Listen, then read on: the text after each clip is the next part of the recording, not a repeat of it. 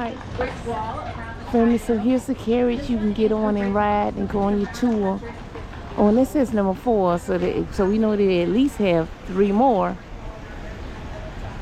Alright, family, look at these beauties. Look at them, look at them. Ooh, they are beautiful. Beautiful. So I'm getting ready to go on a carriage ride with them. So they have the tours right here for to go through the historic part of Wilmington downtown. All right, so it's $16 for adults and $8 for children. Children below 12, below the age of 12. All right. We're rescued horses, and they're both what's called a Percheron draft horse. Percherons are usually used by Amish farmers because they're so big and strong they can handle the heavy workload. And we rescue our horses when they are around 2 or 3 because that's the age that the farmer finds out if the horse is going to be a good fit on his farm. If the horse cannot, or more likely will not do whatever the farmer wants him to do, he's not going to spend a lot of time working with the horse because there's going to be other horses to move on to. So that problem horse is most likely going to be sent off to an auction. We think that the farmers intend for another farmer to buy the horse at the auction, but that's not usually what happens because the processors show up, sometimes even dressed like Amish people to disguise themselves. They buy the horses there to take out of the country to places where it's legal to process horses and to things that we don't want our horses processed into. We hate that, so whenever we can, we intervene and we rescue them instead. When we buy a horse, we're never going to sell him. He's going to spend the rest of his life with us, whether he's still working or has been retired. We've got a farm in Leland, which is about 15 miles away, as well as a barn here downtown, just a few blocks up the road. The barn is where they stay for about a week to a week and a half at a time, and they do this. It's their work and their exercise, and it keeps them strong and healthy and their joints limber. The rest of the time they hang out at the farm and do basically whatever they want to do. We have 7 horses right now, so we're always trailering them back and forth, so no one's ever on the street for too many hours or in the city for too many days. Each one of these guys weighs just about 2,000 pounds, and every horse can pull at least 3 times his own weight. So if we needed them to, this team could pull about 12,000 pounds today. This trolley weighs about 800 pounds when it's empty, and I push it out of the barn by myself every morning when I'm getting them ready. So it's a really light, easy load for the horses. It gives them a much happier, healthier, longer life, which is exactly what we want. When we rescue a horse, their lifespan is going to be in the mid-30s, which is pretty uncommon for working draft horses.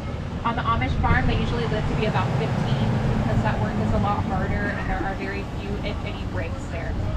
That's exactly why we're out here doing this, so that we can make some money to give them the best life that we can. But we're passionate about the history as well. They're going to take us to see some of the oldest surviving structures and neighborhoods in the city. And we get to do this because we never had a battle of the Civil War in the city here in Wilmington. Our closest battle was at Fort Fisher, which is 28 miles away.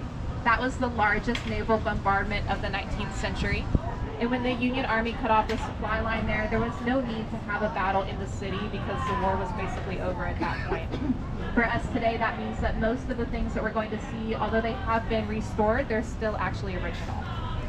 So I will narrate, but if you have questions, feel free to shout them out and I will try my best to answer them. I'm going to make sure that they don't need any more water and then we'll get started. Thank you. Absolutely. 186 years old. As we go by the front, you'll see these large stones mixed in with the brickwork in the foundation and also making up the wall just past the Mitchell Anderson house. Wilmington sits up on a giant sand hill, so we don't have any of this stone here naturally. These came over from countries in Europe via trading ships. The ship's captain would fill up the hull of his ship with these stones called ballast stones, and their purpose was to help keep the ship upright during bad weather. But when they got here, they didn't need the stones anymore, so they threw them overboard into the Cape Fear River. Since then, people have retrieved them to use as free building supplies for things like sturdy foundations, walls, and carriageways. Anytime you spot ballast stone like that in the city, you know that you're looking at some of the oldest structures here in Wilmington, but also the oldest in the entire country. on our left, the Front Street Inn. Today, each one of those rooms is inspired by a historic author, but that building was built in 1923 as the original Salvation Army building. That plaque is still up at the top for us to see today. And then on our right is Chandler's Wharf. Today this is a great section of the riverfront for shopping and dining. But originally the Chandler was a very important man because that's who you needed to talk to before you could go back out to sea. You would bring him your list of goods like your food and your medicine and maybe even some rum. And then he would gather everything together for you before you left. Now, around 30 to 40 years ago, Wilmington was very different than it is today. The area was becoming a little bit run down and dilapidated. This was in part because a lot of people were choosing to leave the cities to go move out to the suburbs. This left some of our historic homes abandoned. One of those is the pink house on the hill on our right. That is called the Brown Lord House. It was built in 1775, which makes it the 5th oldest home in the city. And around 35 years ago, that home was left abandoned. And it was in such bad shape that it was put on the market for only $25,000, and still no one wanted it. Today it's worth well over $2 million. We can tell the approximate age of most of the things that we'll see today by the color of the plaque that we see on the front of them. For instance, on our left is the Baptist Hill House, and they have a gold plaque. Gold is one of the oldest. It means that the home was between 150 and 200 years old, at least at the time the plaque was placed there. Next on our left is the Captain John Harper House. John Harper was a very wealthy man, and he knew that people would love to visit the beach, but that it would take too long to get there at this pace by horse and carriage.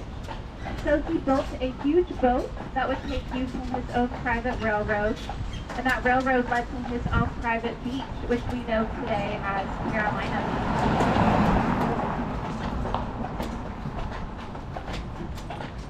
The three houses on our right each have a black plaque. A black plaque is younger than a gold. It means that the home was between 100 and 150 years old when the plaque was placed there. The turquoise home has that beautiful round turret with the clapboard siding.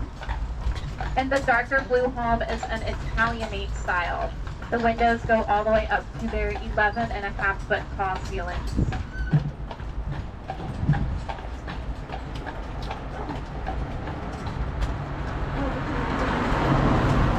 Next on our right was the home of Mr. Honnet. He was a very successful jewelry and watchmaker in the late 1800s, and he built that home for his wife and their 3 daughters. And then on the corner on the right, we'll go by the Governor Dudley Mansion. Edward Dudley was our first governor to be elected by popular vote in North Carolina back in 1838. Before that, the king would just send someone over and we had no say in who that would be. This home sits on an entire acre, which is very uncommon for the historic district. As we go by the front of the home, you'll notice a couple things about their staircase. First, that it's made out of marble, which shows how wealthy the Dudley family was. But you'll also notice that it's a double staircase. This was important because the ladies, especially very wealthy ones like Mrs. Dudley, would have been wearing these big antebellum dresses. This would have made it difficult to pass by 2 at one time on a single staircase. So common etiquette was to go up on the left and down on the right, and you always did this with your gentleman right by your side, but tried to keep anyone else from catching a glimpse of your bare ankle as you lifted your foot up the next step, which would have been considered very scandalous back then. Can show your ankles? The home on our left was originally the Red Cross building. And on our right, if you look behind this large brick home, you'll see a smaller brick structure. These separate structures would have had one of 3 different uses in the 1800s. This may have been used as your servants' quarters, as your carriage house or as a separate cookhouse. Cooking was much more dangerous in the 1800s, and there were a lot of accidental fires in Wilmington. So if you had the means to do so, you could build a separate cookhouse so that if there was a fire, it wouldn't damage your actual home. You all will notice that the brick and stone walls on our right do not have any of the decorative iron fencing like the one on the corner on our left. This is because during the Civil War, many families donated their iron to that war effort. The fencing would be melted down to make cannonballs, and that's why most of the iron fencing that we see in Wilmington today is actually replica iron.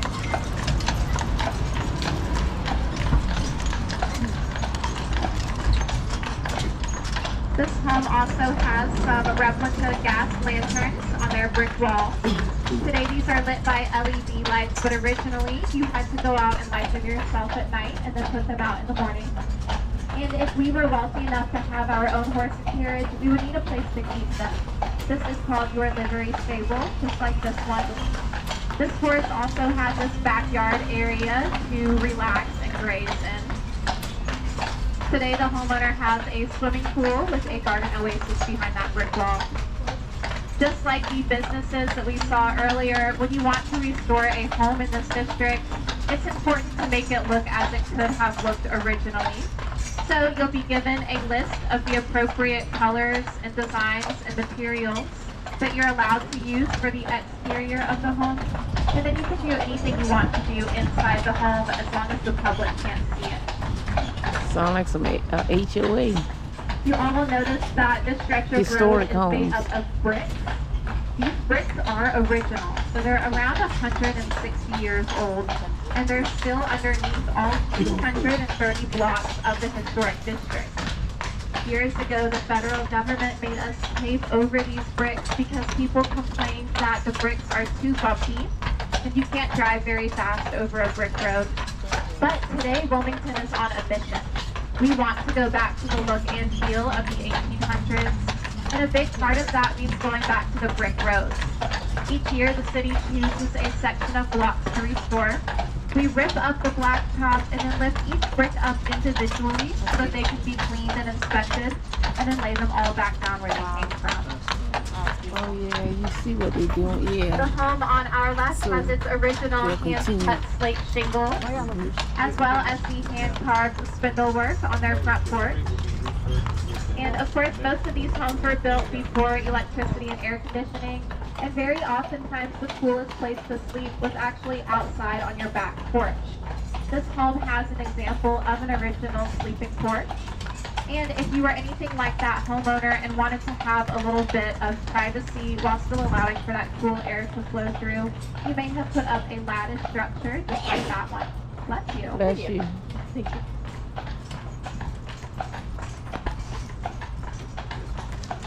Just on the other side of this black truck, we have an example of an original hitching post and carriage set. The hitching post is where we could tie up our horse while we were here visiting. And the carriage step allowed for the ladies to step off of the carriage without soiling their dresses in the streets. Those are still all over the historic district. And next, just ahead on the right, this large white mansion was the home of Benjamin Beery. Benjamin Beery also had a shipyard down at the waterfront where they built the ironclad North Carolina during the Civil War. He built this home one story taller than all of those around him. This wasn't to show off. It was because he liked to go up to the top of the home with his telescope and spy on his workers down at that shipyard to make sure that they were always working. Today, this is one of 16 inns and bed and breakfasts in town. It's called the Verandas. They have beautiful antique furnishings. If you look underneath their porch ceilings, you'll see that they're painted this light shade of blue. That is called paint blue. It was common belief in the 1800s that there were all of these evil spirits haunting the area, and they could attach themselves to your home. If you wanted to ward them away from the home, you were supposed to paint the underside of the porch ceiling that shade of blue, and it said that they wouldn't bother you. This does have a very real-world application still today, though, because when birds and bees and other insects fly underneath the porch ceiling, They think that that color blue is the sky, so they won't stay and build their nest there. Okay, so that's at the top of the porch. On our right, we have a Spanish-style home. This home has beautiful hanging rope ivy on the front wall, as well as the original stucco siding. They cut the ivy in design. And this lavender home coming up on the left is an example of the very popular Victorian-style architecture. If you've been looking at any of the driveways as we're going along, you might wonder how the homeowner is getting up these in their vehicles. But of course, these were never intended for our vehicles today because they're carriageways, intended for just a single horse and carriage. That one was lined with the ballast stones that we saw earlier, which would have been helpful in giving the horses toes traction during bad weather. On our left, this two-story white home. If you look up to the second-story balcony, you'll see that they have a tall window in place of a door. This is because when we were a British colony, the king put a tax on our doors. The more doors you had in the home, the more taxes you owed to the king. To get around this, we came up with other ways to get in and out of the house, like tall windows for the balconies or curtains for the closets and pantry.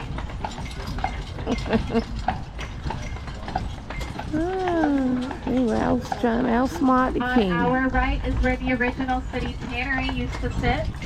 It's no longer there because it burnt down to its foundation, but when it was there, it sat on top of a natural artesian well, and the water from that well still flows underneath the streets and out to Chandler's Wharf that we passed by earlier.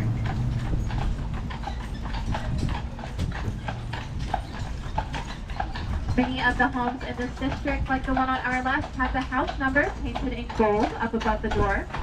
This was so that before electricity, the smallest amount of lantern light could illuminate those numbers from the inside. And that way we could see where we were as we passed by outside at nighttime. There's an English basement on our right. It's an English basement when it's partially above and partially below the ground. This was helpful in regulating the temperature of the home.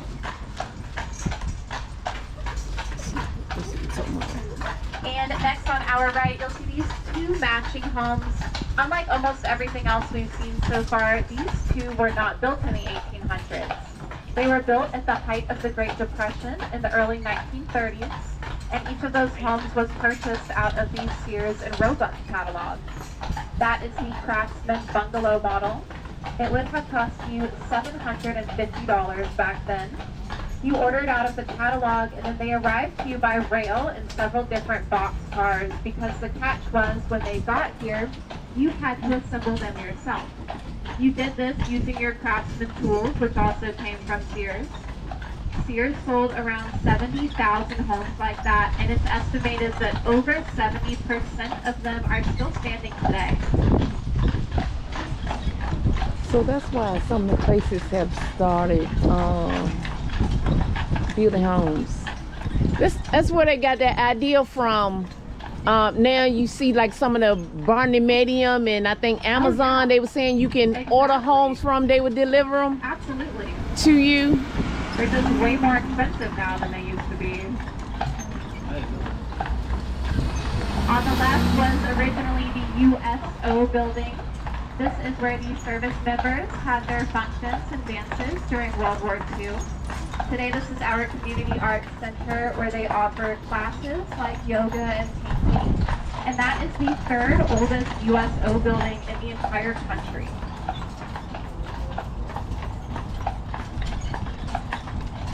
On our right, you'll see a steeple that belongs to the First Presbyterian Church, and it is the tallest point in the entire city.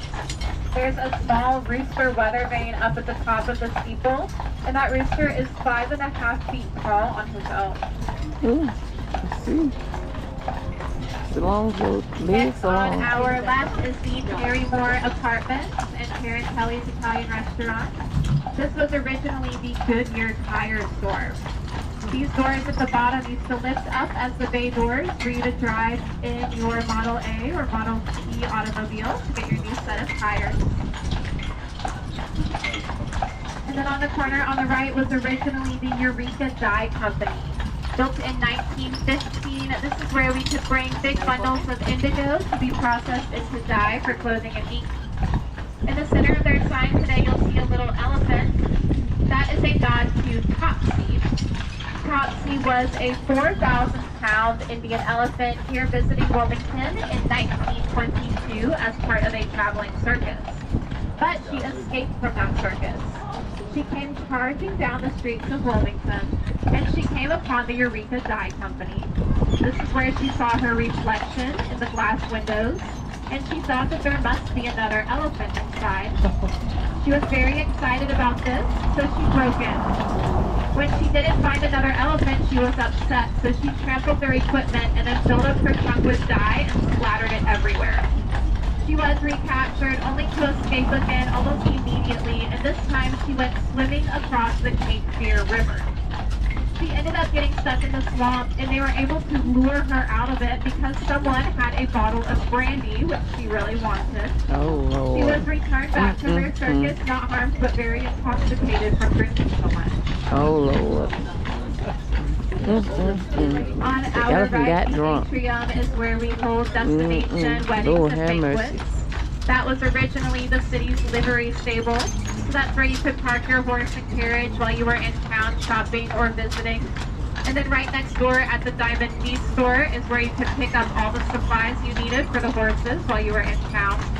Today there are apartments up on the second level of the Diamond Beef store.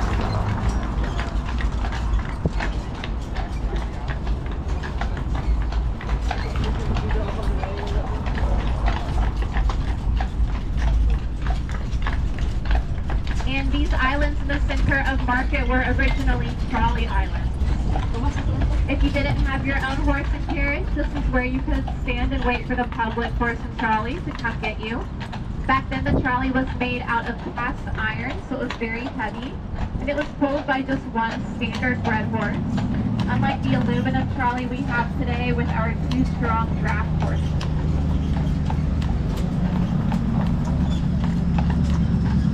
On our right, the Slice of Life Pizzeria and Pub. This building was built in 1841 as the original Masonic Hall.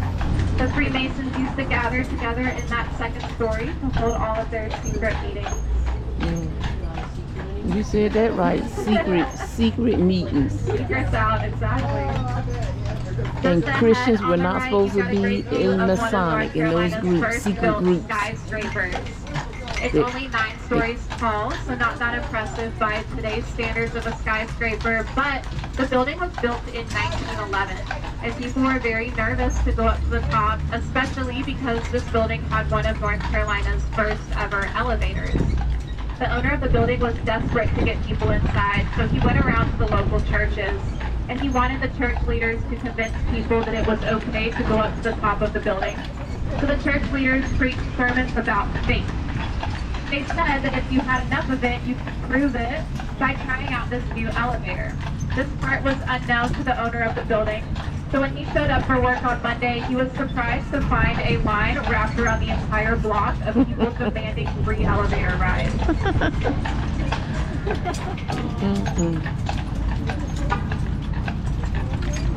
Most importantly, though, on behalf of Prince and Pete and myself, I want to thank you all so much for joining us today.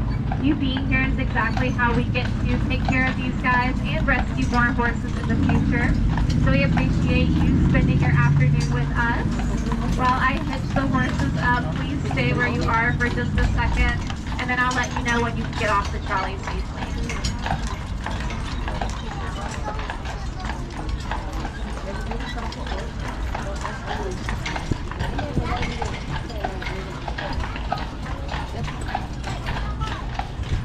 Alright, family, so if you want to take a tour, you come right here outside of Kilwins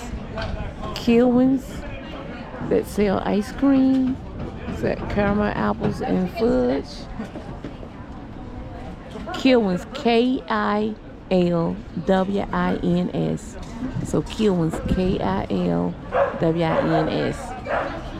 And they're directly in front of Kilwins if you want to take the carriage tour.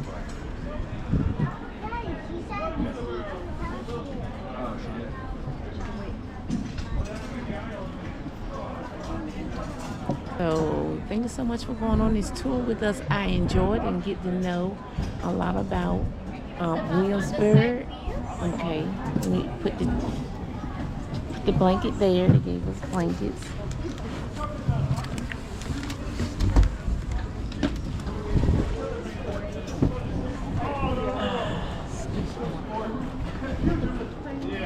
So you pay after the tour. Right.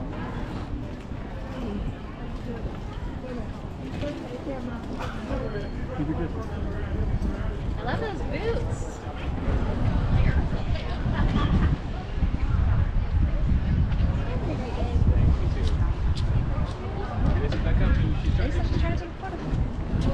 Thank you. Ooh. Well, at least they had a vent right there. You can go down the vent. That's right. Ready to drink. That's right. Yep, go down the drain. We have to go back that way. I know what time. It will take me a while to get this. We better head on back. Yeah, we heading on back. Thank you so much for the tour. Yeah, she's rinsing it.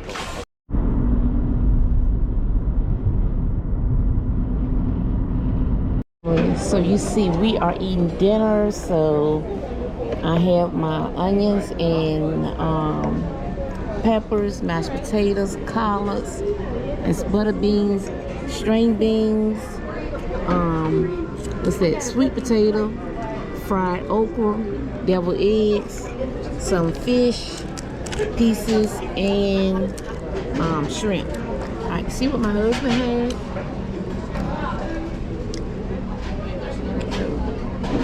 Those are his plates. So we've already said our grace, and so we getting ready to eat. Thank you so much for joining in with us. There's more to come for us on our anniversary at Wilmington. We're enjoying each other's company. So thank you so much for being with us, and stay tuned. My husband is checking in. So excuse the noise you hear at the front desk. But you see, they have the weather forecast. Well, earlier this week, you see, it was in the low 60s, in the high 60s, low 70s, and then it dropped down. So for the weekend, you see it's in the 58 and then 60. While we're here, things to do. So you see, we went to the aquarium.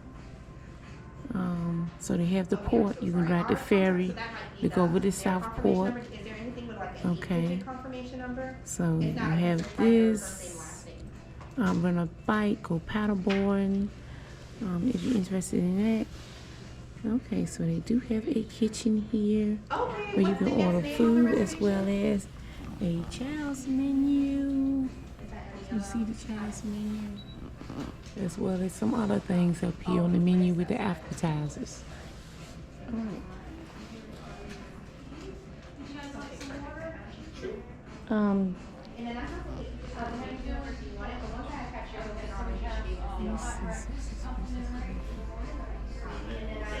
Okay. And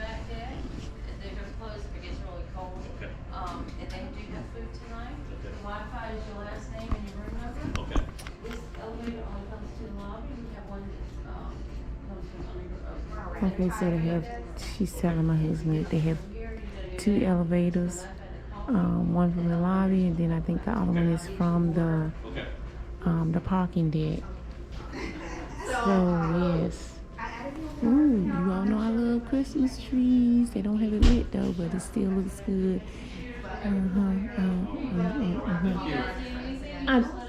I saw.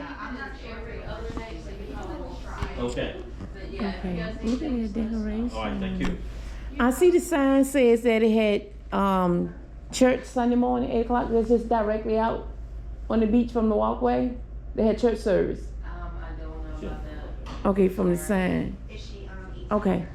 Well, didn't they say it's an elevator here? Okay, but this where we had breakfast at. Well, they had a large TV up there as well. Ooh, my two favorite color. Burnt orange and blue green. Whoop, whoop, praise the Lord. It's cold too. Some more. I saved the water. Let it get room temperature. You ready?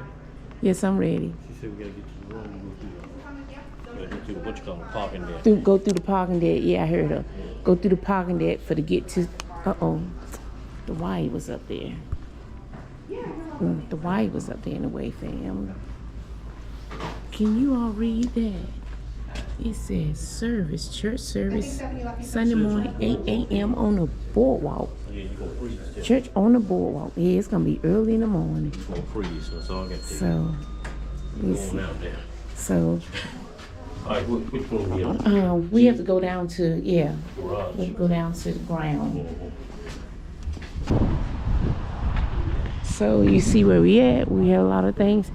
There's the ice cream. They got an arcade down there. The Broadwalk is just right down that way going left. Across the road. There's McDonald's if you want fast food and some other stores you can go to. So you're around some attractions. If that's what you want.